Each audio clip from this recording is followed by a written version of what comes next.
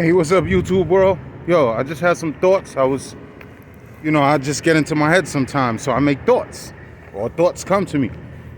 I was thinking about decision making. I was thinking about the three modes of material nature, which is goodness, passion, and ignorance.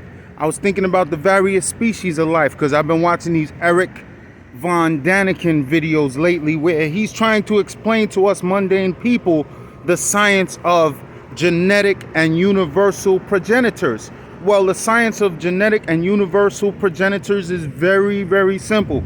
If you want one of the oldest stories, because a lot of the African records have been destroyed, if you want one of the oldest stories about the universal progenitors, all you got to do is look up the word Prajapati, Prajapati.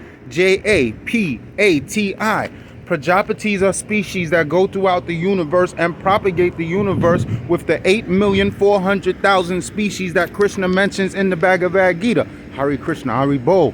That's right. Take shelter of the words of Sri Krishna, because then you'll be in the same position as his flute. You see, Sri Krishna's flute was always in his mouth, or often in his mouth.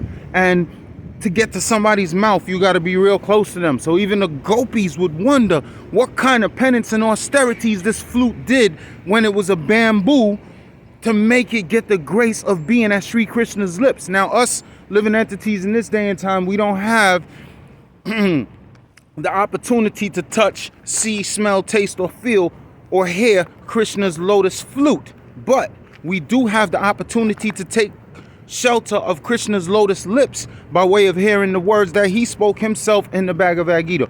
So why am I talking about decision making? Because I was sitting here thinking about demigods. A lot of people make sacrifices and make worship towards demigods because they want something in return. And that's fine, because Krishna actually supports that in the Bhagavad Gita in one verse, even though he does say that people who worship demigods are lesser intelligence because they don't rely on me directly, they rely upon subsidiary beings. But forget that. Still, if you worship a demigod for some kind of result, at least you're worshiping somebody who's in the mode of goodness. You see, demigods and demons are in the same family. However, the demigods worship off of the mode of goodness. They function off the mode of goodness, whereas demons worship off of and work off of the mode of passion and ignorance.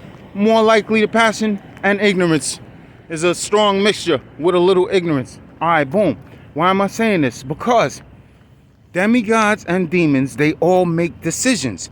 However, because a demigod, they all make mistakes. Whether it's a demigod or a demon, they all make mistakes. However, the demigod is better situated to make decisions that are beneficial both to them and to all living entities, because they are functioning from the mode of goodness.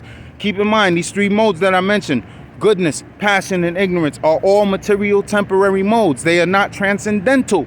The transcendental mode is pure goodness. Visuddha Sattva, right? We're going to the spiritual mode of goodness, which is something totally different. How they act in the spiritual world is a little different how we act in the spiritual world. For example, one of the lowest things you could do in the material world is cheat on your mate. Whereas in the spiritual world, where there's less rules and everything's based on love, excitement, devotion, and adventure, to cavort with someone else's mate is considered like one of the highest virtues. Believe it or not, that's right.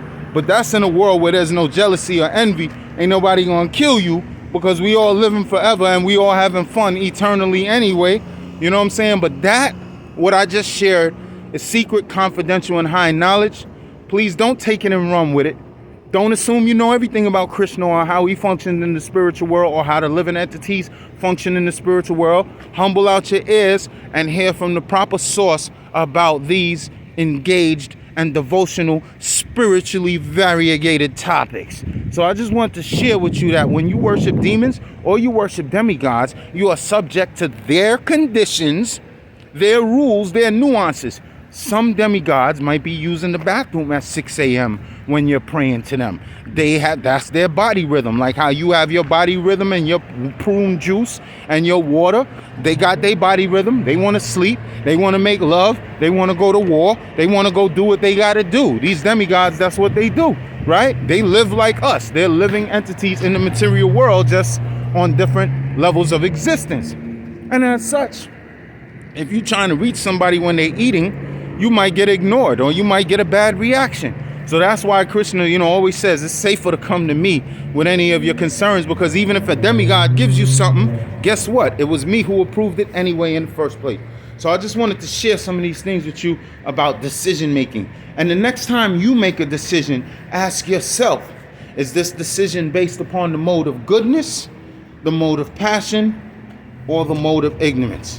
Sun Man Patu, king of YouTube. Sun Man Patu. Hare Krishna, Hare Krishna, Krishna Krishna, Hare Hare, Hare Rama, Rama Rama, Hare Hare. Thank you very much.